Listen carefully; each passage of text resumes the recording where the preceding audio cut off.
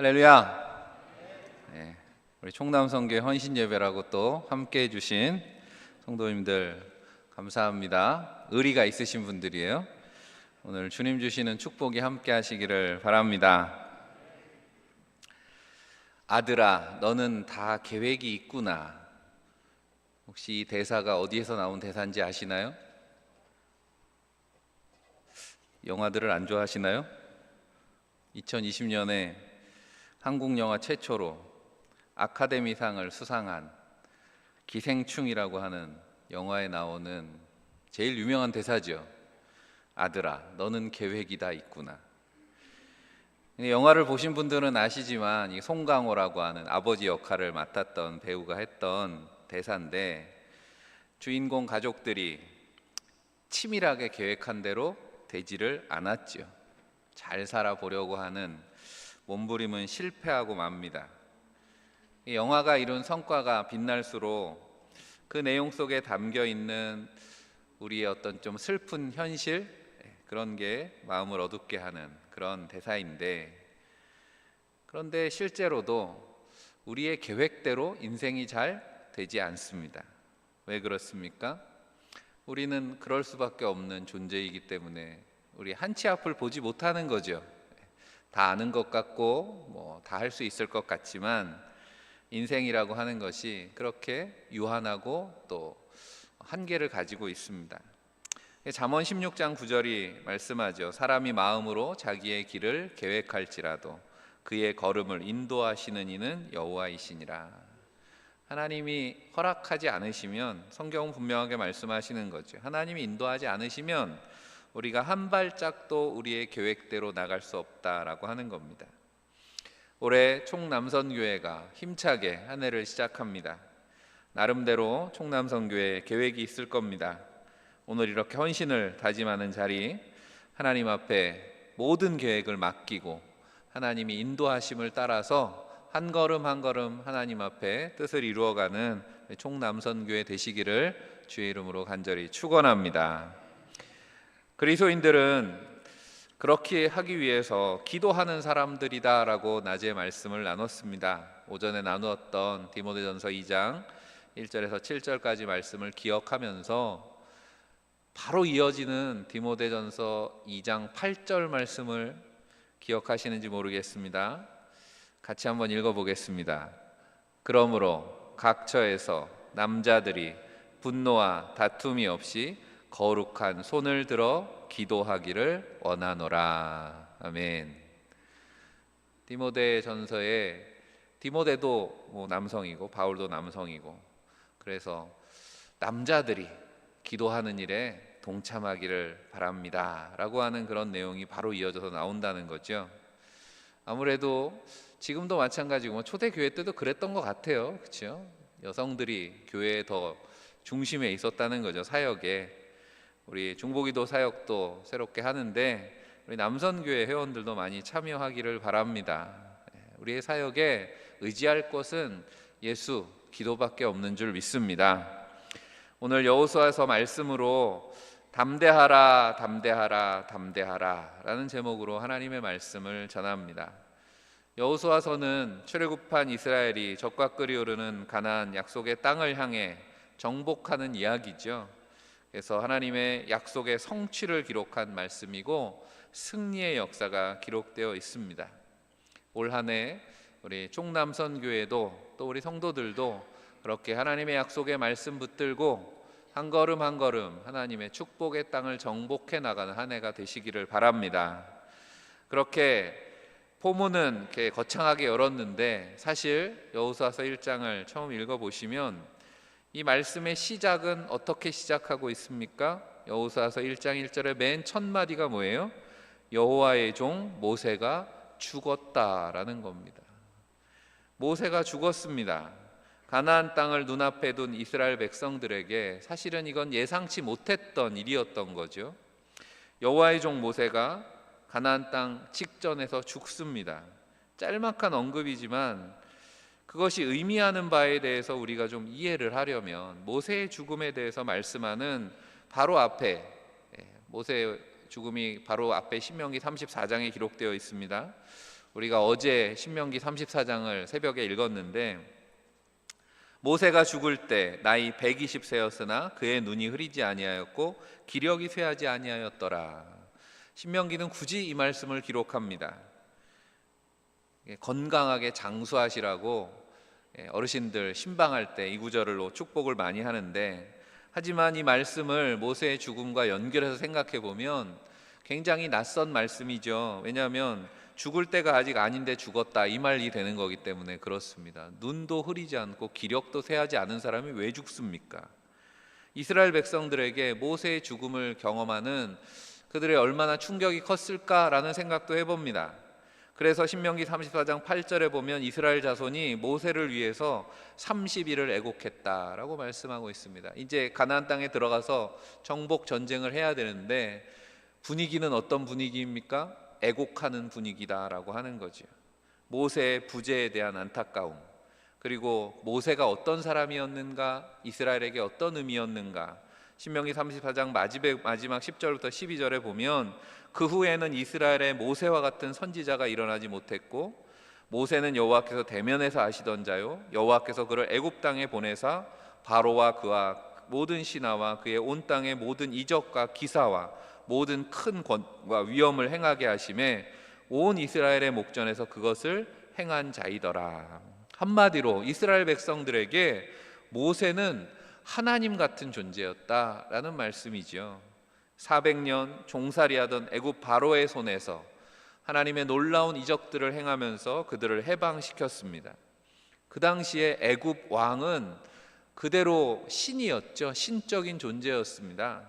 그래서 바로 왕은 애굽 사람들에게는 신 같은 존재였는데, 그런 바로 왕에게서 이스라엘 백성들을 해방시키고 광야 40년 동안 이스라엘을 이끈 영적인 지도자 모세를 통해서 그들은 하나님의 살아계심을 보았습니다. 모세가 손을 드니 홍해가 갈라졌고, 모세가 기도하니 만나와 메추라기가 내렸고, 모세가 바위를 치니 샘이 솟았고, 그런데 그런 모세가 갑자기 그들 눈앞에 사라져 버린 거지. 이스라엘 백성들이 한 달을 애곡했다 기록하는데, 모세만을 위해서 울었을까 생각이 듭니다. 우리도 그렇잖아요. 부모님이 돌아가시면 부모님 때문에도 울지만 고아가 된 내가 불쌍해서도 우는 거잖아요.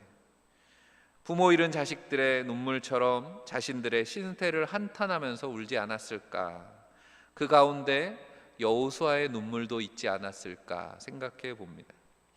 지금 모세의 초상을 치르는데 여호수아가 이제 모세의 뒤를 이은 지도자로 이미 세움을 받았기 때문에 우리식으로 하면 상주 역할을 하는 거 아니겠습니까? 그런 여호수아의 마음이 어땠을까 상상을 해봅니다. 지금까지는 여호수아는 모세의 시종, 모세의 2인자였습니다. 그러니까 지금까지는 무슨 일만 있으면 모세만 바라보면 되는 거죠. 모세의 입만 바라보면 되고, 모세가 시키는 대로만 하면 되는 겁니다. 나가 싸우라고 하면 싸우고, 가지 말라고 하면 서면 되고, 여호수아에게 있어서 모세는 하나님과 같은 하나님의 대리인이었던 거죠. 하지만 더 이상 그의 앞에 모세는 없습니다. 모두가 이제는 여호수아를 바라봅니다. 지도자로서의 외로움, 영적인 부담감을 무겁게 느꼈겠죠. 신명기 마지막에 보면 모세의 후계자로 여호수아가 택함을 받았을 때 여호수아에게 지혜의 영이 충만했다 말씀합니다. 하나님께서 사람을 세워주실 때는 제가 자주 말씀드리는 거죠. 하나님은 직분만 주시지 않습니다. 하나님은 은사도 주시고 감당할 능력도 주시고, 우리가 예수 이름으로 구원을 받게 되었을 때 우리에게 예수 이름의 능력도 주시고 기도할 권세도 주신다라고 하는 거죠. 하지만 위대한 하나님의 종 모세를 대신해서 이스라엘을 이끌고 나갈 생각을 할 때 아마 사람들이 보지 않는 곳에서 자주 한숨도 쉬지 않았을까 생각해 봅니다. 그런 여호수아에게 하나님께서 오늘 말씀하시는 겁니다. 하나님의 음성을 여호수아가 들었다라고 하는 말씀은 우리가 여호수아가 하나님 앞에 기도했다라는 말씀도 되는 거죠. 여호수아가 기도했다는 표현은 한마디도 나오지 않지만 하나님의 음성을 들었다라고 하는 건 하나님의 음성에 귀 기울이고 있었다라고 하는 거죠. 오전에도 우리가 기도하는 것 가운데 간구와 기도와 도구와 감사와 할 때 그 기도라고 하는 것이 그런 거라고 했잖아요. 하나님의 음성에 귀 기울이는 것입니다. 어디에 있든지 하나님과 교통하는 자리에 있는 거죠. 여호수아도 그런 사람이었던 거죠. 그러니까 모세의 뒤를 이은 지도자 자격이 있었던 거고, 한숨을 쉬고 눈물만 흘리지 않았다는 겁니다. 여호수아는 기도했습니다. 두렵고 낙심할 일 많은 세상이지만 오늘도 깨어 기도하는 저와 여러분에게 하나님은 말씀하시는 줄 믿습니다. 하나님의 음성을 듣습니다. 오늘 설교의 제목이 담대하라, 담대하라, 담대하라, 담대하라를 3번 쓴 이유가 있습니다. 그렇게 기도하는 여호수아에게 하나님께서 응답하셨습니다. 오늘 말씀을 다시 찬찬히 읽어보시면 본문 말씀에 3번 반복해서 나오는 내용이 바로 이 담대하라 라고 하는 겁니다. 6절 말씀에 강하고 담대하라 말씀하시죠. 이어지는 7절에도 오직 강하고 극히 담대하여 말씀하고, 한 절 건너서 9절에 내가 내게 명령한 것이 아니냐, 강하고 담대하라, 두려워하지 말며 놀라지 말라, 강하고 담대하라는 말씀이 3번 반복해서 나옵니다. 여호수아를 격려하시기 위해서 들려주시는 이 하나님의 음성을 오늘 헌신 예배 드리는 우리 남선교회, 또 함께 예배하는 사랑하는 성도들도 함께 듣는 시간이 되시기를 바랍니다. 이 하나님의 말씀을 거꾸로 생각해 보면, 그렇게 말씀을 읽어보면 말씀의 의미가 좀 더 깊어진다고 자주 말씀을 드리는 것처럼, 담대하라, 강하고 두려워하지 말라라는 말씀은 뒤집어 보면 여호수아가 지금 어떻다는 거예요? 두렵고 그리고 그 안에 염려가 있고 연약함이 있고 라고 하는 거 아니겠습니까? 두려움이라고 하는 게 어디에서 옵니까? 대개 남들보다 겁이 많은 사람들이 두려움이 많지요. 또 앞서 말한 대로 실패한 경험이 있으면 두려울 수 있습니다. 자신의 한계와 약함을 깨닫게 되면 두려움이 생깁니다. 그런 기준으로 생각할 때 우리가 아는 여호수아는 어떤 사람이었는가? 여호수아가 뭔가를 두려워하는 사람이었는가? 그런데 성경이 기록하는 여호수아의 모습 속에는 그런 모습보다는 오히려 담대한 모습이 더 많죠. 항상 전투의 맨 앞에 나가서 이스라엘을 대표해서 싸웠던 장수 아닙니까? 가나안 정탐 후에는 갈렙과 함께 저들은 우리의 밥이다 하고 다들 두려워할 때 나가 싸울 것을 주장했던 그런 인물입니다. 그리고 성경 어디에도 여호수아가 뭔가 실패했다라고 하는 기록을 찾기 어렵습니다. 그런 여호수아를 두렵게 하는 것은 무엇이었을까라고 하는 겁니다.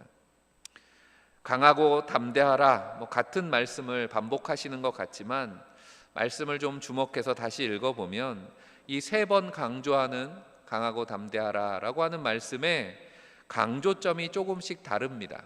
가나안 정복 전쟁의 중책을 맡은 여호수아의 그 마음의 깊이를 세밀하게 다스리시는 말씀이라고 하는 거죠. 모세의 뒤를 이어서 이스라엘의 지도자가 되었습니다. 여호수아가, 여러분들이 여호수아 입장으로 생각해 보세요. 모세의 뒤를 이어서 그냥 모세가 아니잖아요. 정말 하나님의 사람이라고 성경이 기록하는, 그리고 새벽에도 그런 말씀을 드렸는데 신약 성경에 제일 많이 나오는 구약의 인물이 바로 모세입니다.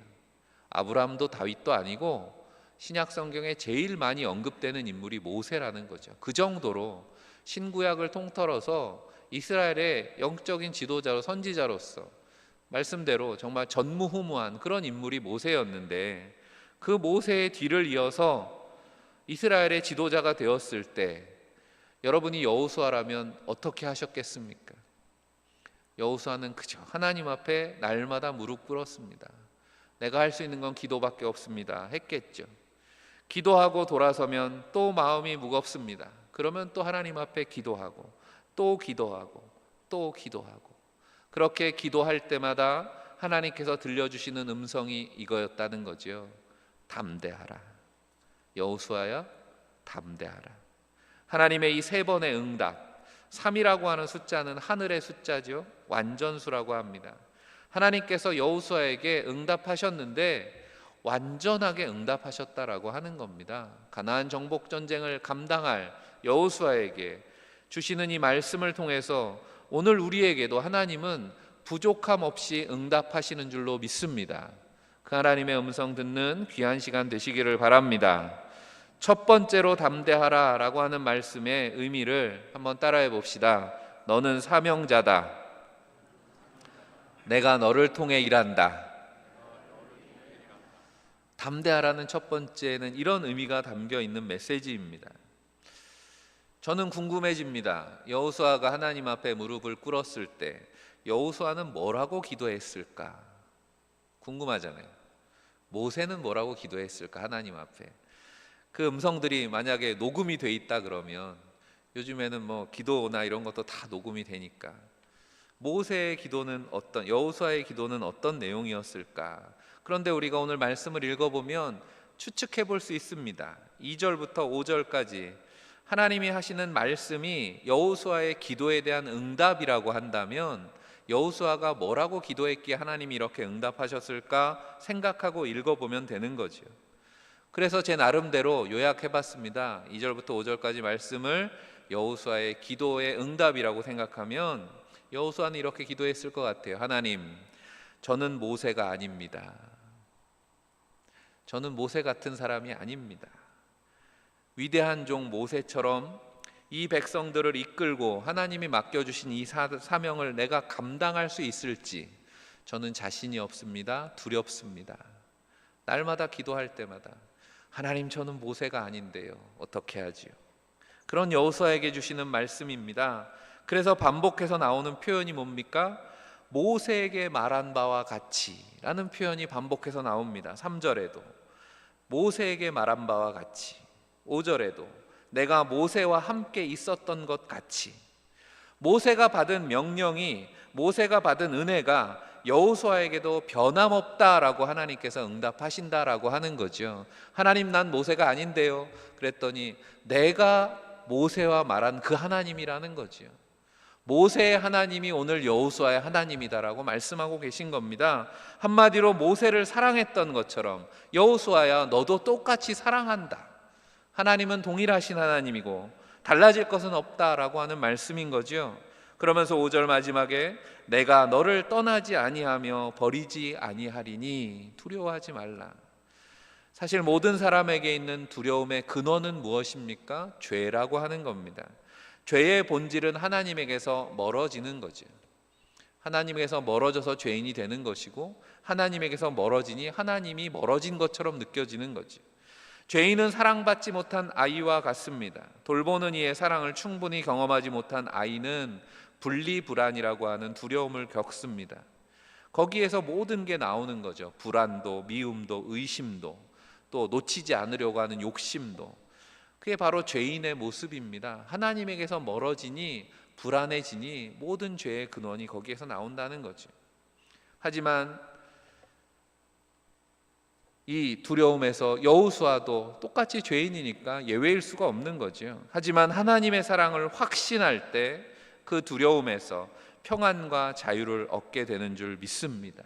넉넉하게 채우시고 예비하시는 하나님의 크고 완전하신 사랑을 의지하게 될 때 비로소 움켜진 손을 놓고 맡기게 된다라고 하는 거죠. 믿음의 눈이 열리는 거죠. 이 손을 놓으면 안 될 것 같은데, 하지만 우리의 믿음의 눈이 열리면 언제나 우리를 변함없이 붙들고 계시는 하나님의 든든한 팔을 보게 되는 것입니다. 변함없이 사랑하고 함께 하시겠다라고 하는 말씀 끝에 바로 첫 번째 담대하라 라는 말씀이 나오는 거죠. 6절에 같이 읽어보겠습니다. 강하고 담대하라. 너는 내가 그들의 조상에게 맹세하여 그들에게 주리라 한 땅을 이 백성에게 차지하게 하리라. 아멘. 강하고 담대하라 말씀하시면서 두려워하지 말고 내가 너를 모세와 똑같이 사랑하고 너에게 이 사명을 이루게 하겠다. 바로 가나안 정복의 사명, 바로 내가 너를 통해 이 일을 이룰 것이다. 내가 함께 할 테니 걱정 마라 여호수아야, 이제 내가 사명자다 라고 말씀하고 계시는 거죠. 사랑하는 성도 여러분, 올 한 해 기도하면서 계획하고 소원하시는 일들이 많지요.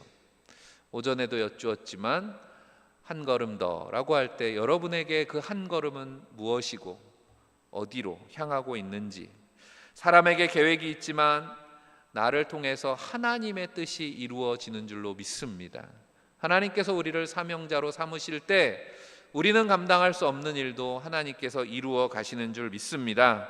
그런 믿음으로 다시 한번 고백하시기를 바랍니다. 한번 다시 고백합니다. 나는 사명자다. 하나님이 바로 나를 통해 이루신다. 믿으시면 아멘. 나를 통해서 이루십니다. 하나님이 나를 사명자로 오늘 불러주셨다는 거죠.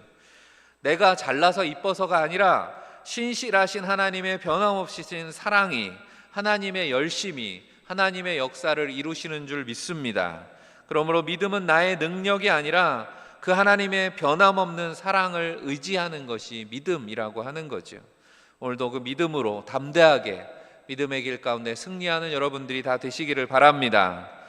두 번째 담대하라에 담긴 메시지입니다. 한번 다시 따라해 봅시다. 용기의 근원, 형통의 비결은 오직 말씀이다. 하나님의 사랑에 대한 확신, 믿음은 우리에게 용기를 가져다 줍니다. 무지한 어부가 그래서 사도가 되기도 하고 연약한 성도가 위대한 순교자가 되는 것도 바로 이 믿음에서 비롯되는 용기라고 하는 겁니다. 두 번째 강하고 담대하라는 말씀은 이 용기의 근원에 대한 말씀입니다. 7절과 8절 말씀을 제가 읽어드립니다. 오직 강하고 극히 담대하여 나의 종 모세가 내게 명령한 그 율법을 다 지켜 행하고 우로나 좌로나 치우치지 말라. 그리하면 어디로 가든지 형통하리니 이 율법책을 내 입에서 떠나지 말게 하며 주야로 그것을 묵상하여 그 안에 기록된 대로 다 지켜 행하라. 그리하면 내 길이 평탄하게 될 것이며 내가 형통하리라. 아멘. 형통이라는 말씀이 반복. 우리가 전쟁을 앞두고 있으니 싸움의 기술을 익히고 담력을 키우면 용기가 생길 것 같지만 진짜 용기는 하나님의 말씀 율법에 순종하는 데서 나온다라는 말씀입니다. 왜 그렇습니까? 하나님의 백성에게 있어서 진짜 싸움은 눈에 보이는 싸움이 아니기 때문이다라고 하는 겁니다. 눈에 보이는 싸움이라면 적들에 대해서 분석을 하고 적의 약점을 찾아서 그것을 공략할 수 있는 방법, 그 기술을 내가 열심히 연마하면 이길 수 있겠죠. 하지만 어떻습니까? 그들이 앞으로 싸우게 될 싸움은 이런 거죠. 홍수 때가 돼서 요단강이 시퍼렇게 넘쳐 흐릅니다. 여기를 건너가야 됩니다. 싸움의 기술이나 담력이 필요한 게 아니라는 거죠. 아무리 수영 실력이 좋은들 홍수가 나서 흘러가는 물을 어떻게 건너갑니까? 하나님의 약속의 말씀에 대해서 따라서 순종하지 않으면 건널 수 없다라고 하는 겁니다. 그리고 요단강을 어떻게 건넜습니까? 말씀에 순종해서 제사장들이 언약궤를 메고 먼저 들어가라. 그들의 발이 닿을 때 요단강 물이 멈췄다. 성경은 말씀하죠. 건너가자마자 맞이하게 되는 첫 번째 성은 여리고입니다. 난공불락 여리고성 같은 가나안의 견고한 진 앞에서 어떻게 싸워야 되겠습니까? 그들은 무기 하나 들고 가서 싸우지 않았다는 거죠. 명령에 순종했습니다. 그저 가서 돌고 또 돌고 또 돌고, 그리고 마지막 날에는 크게 외쳤습니다.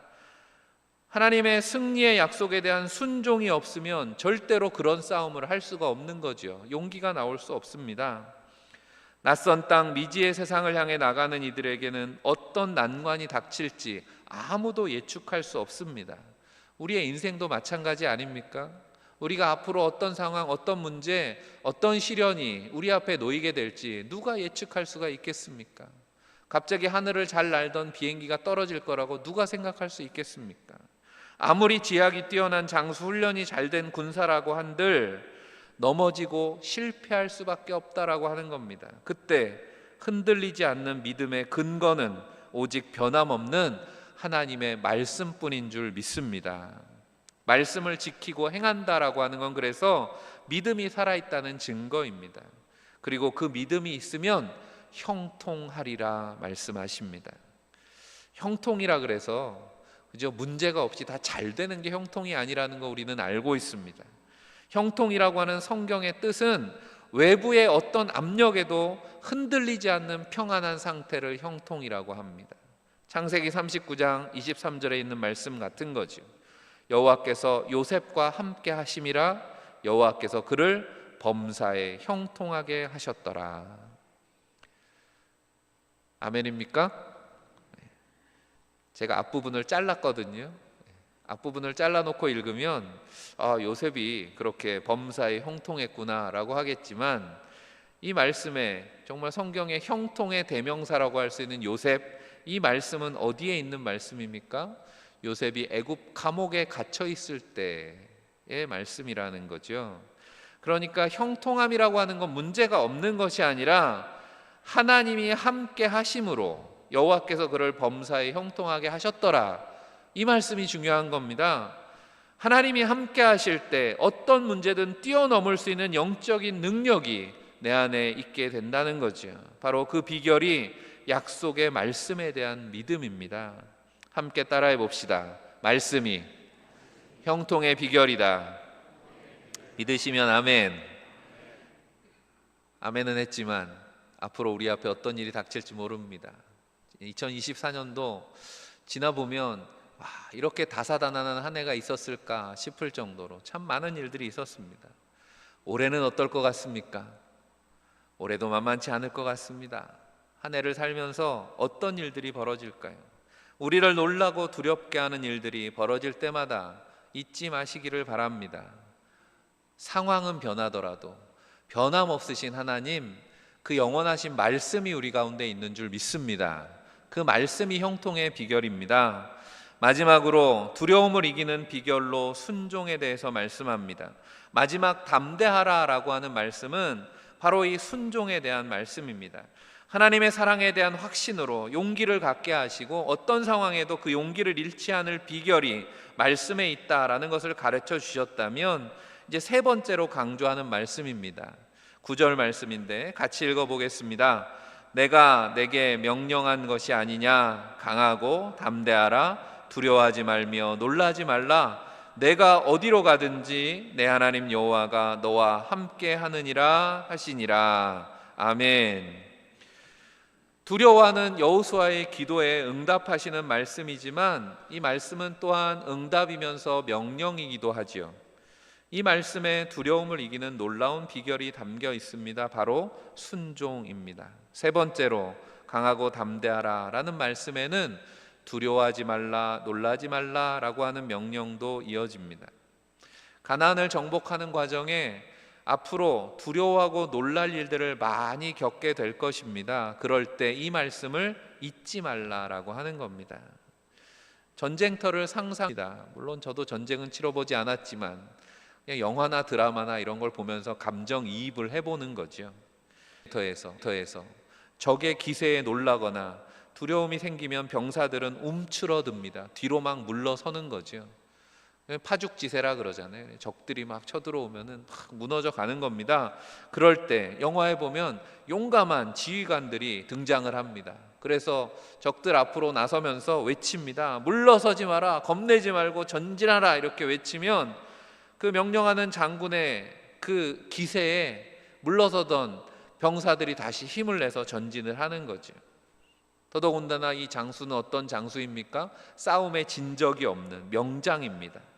적진을 속속들이 파악하고 있고 완벽한 전략과 전술로 승리를 이끄는 그런 장군이 명령을 합니다. 그러면 물러서던 군인들도 신뢰가 생기는 거죠. 이 장군과 함께하면 이길 것 같은 거죠. 그냥 군사들이 할 일은 그저 그 명령에 따라 전진하기만 하면 되는 겁니다. 적들의 공격과 방해 전술에 현혹되지 않는 비결이 이거죠. 대장의 명령에 귀 기울이고 그 명령대로 따라가면 되는 거죠. 쉬워 보이지만 현실은 그렇게 단순하지 않습니다. 왜냐하면 우리의 싸움은 앞서도 말한 것처럼 눈에 보이지 않는 싸움이기 때문에 그렇다라고 하는 거죠. 영적인 싸움입니다. 영적인 싸움터가 위험한 이유가 무엇입니까? 가짜 뉴스에 사람들이 오도되듯이 거짓 영 사탄의 미혹이 판을 치는 세상에서 뭐가 하나님의 말씀인지 분별하기가 쉽지 않다라고 하는 겁니다. 이게 제대로 된 말씀인지 아니면 사탄의 유혹인지 아니면 이단의 사설인지, 내가 어디로 가든지 내 하나님 여호와가 너와 함께 하느니라, 바로 이 마지막 말씀이 그래서 중요한 거죠. 우리를 놀라게 하는 일들이 벌어질 것입니다. 마음에는 두려움이 밀려올 겁니다. 앞이 막막하고 뭐라고 기도할지도 모르겠고 눈물만 나올 때 잊지 말라는 거죠. 바로 이곳에 하나님이 함께 하시는 줄 믿습니다. 그 말은 내가 한 사람이냐라고 하는 것을 기억하라는 거지요. 나는 누구의 명령을 따르는 사람입니까? 나의 하나님 여호와, 그 하나님이 말씀하신다라고 하는 거지요. 상황이 어떻든 지금 눈앞에 뭐가 보이든 강하고 담대하라. 내가 너와 함께한다. 내가 너를 버리지 않을 거다. 눈앞에 보이는 세상은 때로 죽음의 두려움과 소망이 없어 보입니다. 하지만 여호수아는 담대하라는 말씀을 통해서 새로운 세상을 보게 됩니다. 오늘 우리도 주님의 음성을 통해서 깨닫게 되는 거지요. 오늘 우리가 서 있는 이곳이 주님이 우리와 함께 하시는 하나님의 땅인 줄로 믿습니다. 주님이 다스리는 땅이다라고 하는 겁니다. 날마다 주일마다 봉헌을 할 때 제가 반복해서 기도하는 그런 표현이 있습니다. 우리의 삶의 주인 되시는, 모든 삶의 주관자가 되시는 하나님을 믿음으로 고백하며 드리는 이 예물, 이렇게 기도하죠. 중요한 것은 우리를 구원하신 하나님이 우리를 사랑하시고 고난으로 가득한 세상이지만 우리에게 승리를 허락하신다라고 하는 겁니다. 우리 눈앞에 보이는 것은 그저 썩어져가는 멸망길로 가는 세상인지 모르지만 우리와 함께 하시는 하나님이 우리 앞에 열어 보이시는 세상은 새하늘과 새 땅이다라고 하는 거죠. 그것이 복음이고 성경이 말씀하는 하나님의 약속이라고 하는 겁니다. 그 약속은 이미 여호수아와 이스라엘 백성들에게 주어졌던 약속이고 또 오늘 헌신을 다짐한 우리 남선교회와 사랑하는 성도들 앞에 변함없는 약속인 줄 믿습니다. 그 약속의 땅을 향해 나아가는 성도 여러분, 신실하신 사랑의 하나님이 우리를 통해 일하신다는 확신으로 담대함을 얻으시기를 바랍니다. 모든 상황을 뛰어넘는 형통의 길이 변함없는 영원하신 하나님의 말씀에 있음을 믿음으로 담대하시기 바랍니다. 그래서 오늘 우리가 밟는 땅, 주님이 통치하심을 깨닫고 담대하라는 명령을 따라서 날마다 순종하며 승리하는 성도들이 다 되시기를 주의 이름으로 간절히 축원합니다. 기도하겠습니다. 총남성교회 회원들 감사 예물 드리셨습니다. 사랑의 하나님, 한치 앞을 내다볼 수 없는 세상입니다. 때로 놀랍고 두려워하는 저희들을 불쌍히 여기시고 오늘도 변함없는 사랑으로 붙드시고 담대하라 격려하시는 하나님의 음성을 듣습니다. 영원하신 말씀을 마음에 담고 눈앞의 현실에 일희일비하지 않게 하시고 참 평안으로 형통케 하시는 말씀만을 붙들고 나아갈 수 있도록 도와 주옵소서. 우리가 밟고 선 땅이 주님 통치하시는 거룩한 성지인 줄 믿고 늘 주님과 동행하며 승리하는 성도들 되게 하여 주옵소서. 어려운 하나님 앞에 헌신을 다짐하며 예물을 드리는 손길들을 기억하셔서 2025년 복된 한 해가 되게 하시고 저들의 계획 가운데 주의 손을 얹으시고 하나님의 뜻이 이루어지며 풍성한 열매로 영광 받아 주옵소서. 우리 주 예수 그리스도 이름 받들어 간절히 기도하옵나이다. 아멘.